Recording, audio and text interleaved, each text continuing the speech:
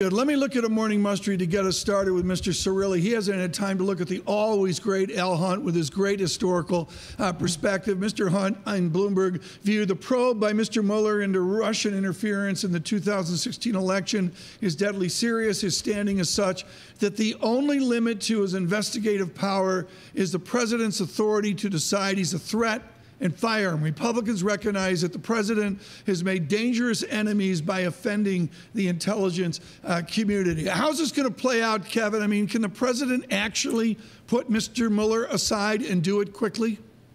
Well, Republican sources on the Hill tell me that they're actually quite pleased with the president's first international trip. They view it as a success. But to Al Hunt's point, I mean, look, he's got significant enemies right now within the intelligence community. We saw this on the Sunday shows. And so these hearings, Congress is in recess this week, but these hearings with intelligence community officials are only going to exacerbate the problems. They have to somehow get ahead of this. They set up a war room, as it's called, in the White House to begin responding to these attacks. Let's see if it'll work. All right, Kevin, what do we know about the timeline of this Russian probe? So do sources inside the White House tell you that it could take 3 months, 6 months, or much longer?